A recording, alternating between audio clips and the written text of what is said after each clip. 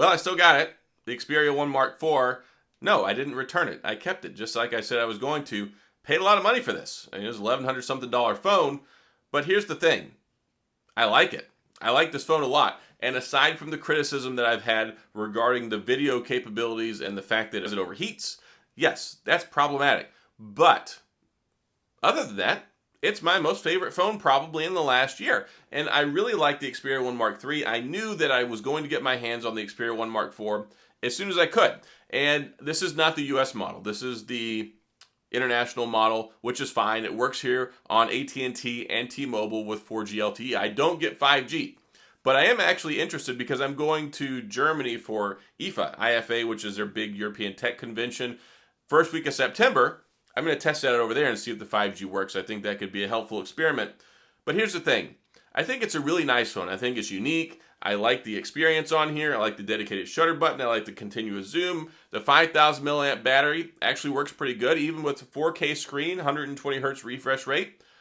I think it's beautiful. I love the display on here. I like the battery life. I think is good enough. I have tested it out, and I average about 5 hours and 45 minutes of screen on time with about 10 to 15% battery left. So probably could say safely it'll get right to 6 hours of screen on time, which is that magic sweet spot for me for a phone because I use my phone a lot. And I don't expect that most people are going to use their phone and have the screen on looking at it 6 hours a day. I am a unique specimen. And not in most positive ways probably, but because I'm a content creator and I'm also a nerd and I'm also a tech guy, I'm continually on Twitter. I'm replying to comments on YouTube. And if you don't believe it, check out the videos because I reply to a ton of comments. Last year, I think I replied to about 15,000 YouTube comments. That comes out to over like 50 a day. Like I reply to a lot.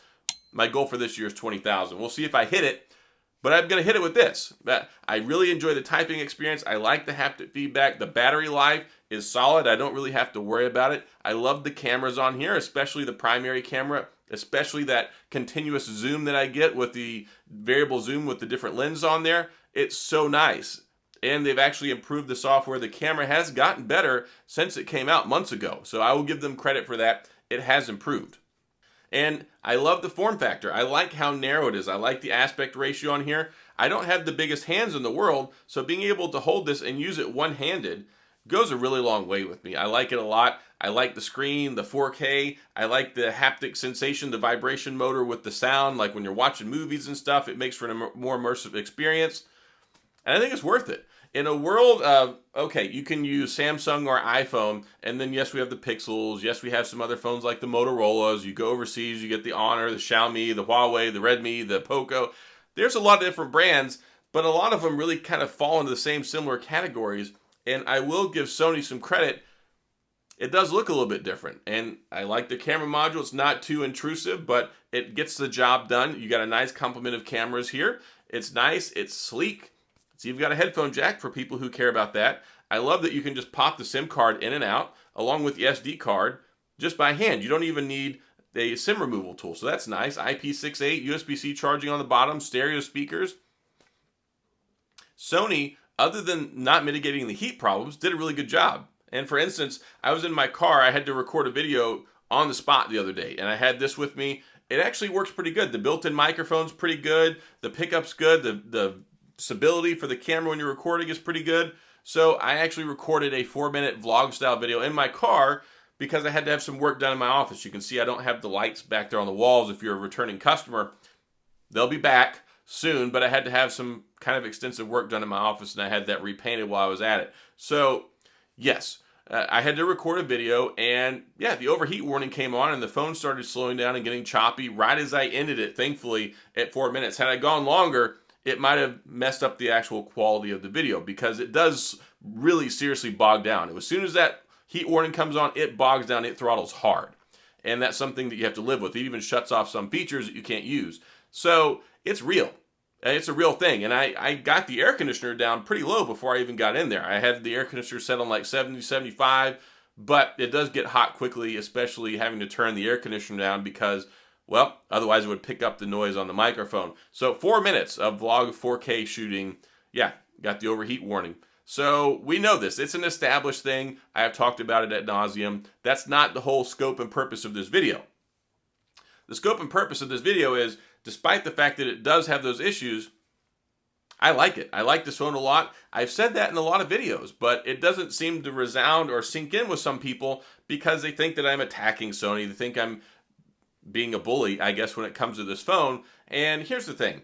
If you're going to spend $1,000 on a phone and it overheats that quickly, and it's actually, when it comes to the US, it's supposed to be a $1,600 phone, it's kind of hard not to be critical when the reason you buy this phone is for this amazing camera setup on the back. So if you can't even use that for more than a few minutes in some above moderate temperature weather, not even extreme weather because it gets 90 degrees all over the planet, lots of different places, that's problematic. But I love the photos. I love the photo quality. I love the color saturation. I love how it looks. I love the complexity with being able to use the camera menu, dedicated shutter button. I love the fingerprint sensor built into the power button. It's not the most accurate or reliable in the world, and sometimes it does, I guess, maybe accidentally activate in your pocket because you'll pull it out and try and use it, and you'll say, you've tried too many times, and you haven't even touched it.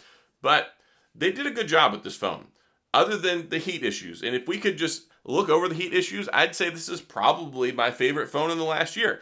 And I love the Pixel phones. Like my two favorite phones in the last year, right here, Sony Xperia 1 Mark IV and the Pixel 6 Pro. And of course, the S22 Ultra is a fantastic phone too.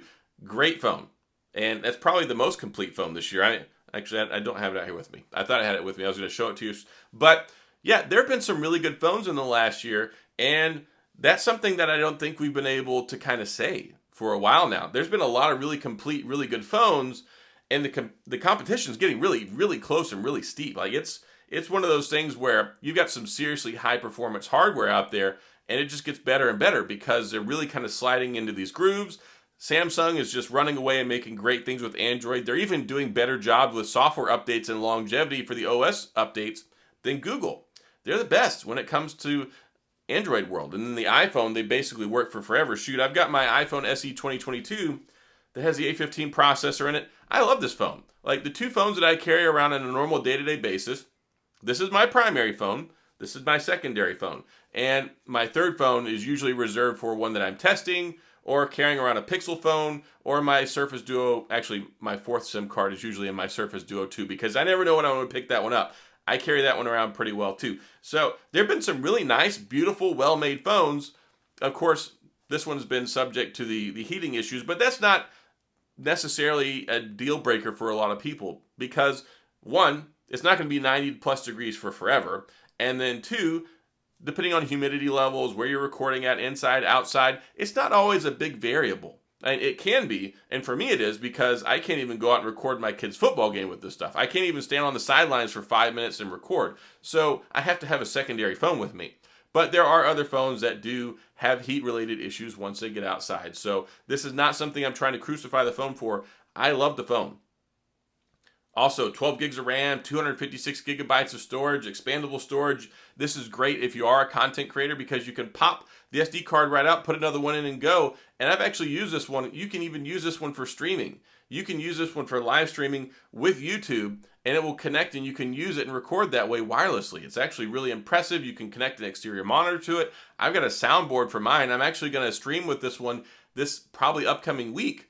And I'm going to use this, and I'm going to use my nice Shure microphone and my soundboard that I got. And I'm going to talk about that because it's a very, very versatile phone. There's a lot of great things that Sony did with this. Yes, it doesn't have the greatest software support for the longest amount of time. But for people who are on the cutting edge of technology, and if you can get 2 operating system updates out of it, I'm not going to have it that long. I'm going to get the Xperia Mark V whenever it comes around to next year. And Mark 6 and so on and so forth. But I'm definitely Team Sony.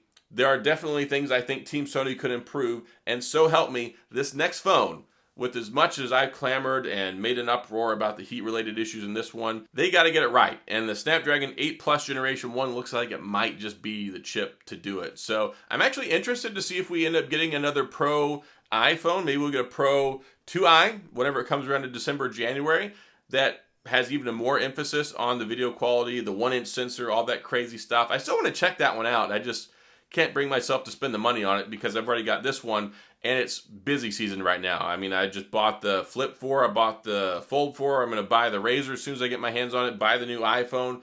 There's a lot of phones to buy. I'm actually not really heartburned there's not a Surface Duo 3 because this stuff gets expensive. These guys don't send me phones, and probably never will if I'm making videos saying that it overheats. But hey, you get the candidness and the honestness, and I try to be objective when it comes to these things. At least I think so anyway.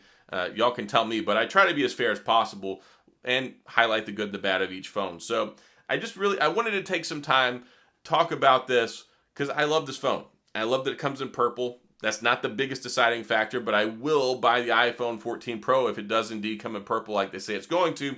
It's my favorite color, and that goes a long way when it comes to phones, but legitimately, the power, the performance, the battery life, the cameras, everything about this phone, I love, other than those heat-related issues, which I get around that by carrying a second phone, which I always carry a second phone, so that actually isn't that big of a deal. But other than that, I don't think in the moment for most normal day-to-day stuff when I'm not expecting to have to do something like that, which can be frustrating, but it's not the end of the world. It was not enough of a deal breaker that I wanted to spite myself and get rid of it just because of the heat issue when I love using the phone so much. So that's all I got. I'm going to wrap this one up. If you have any questions or comments, then please go to the comment section. I'll get back with you. And actually, I've seen some cheaper prices. I wanted to return it and get another one, but I just felt bad about doing that because I was going to get it from the same seller. I saw it, I think, for like $960 or like even as low as I think like $899 the other day for the international model.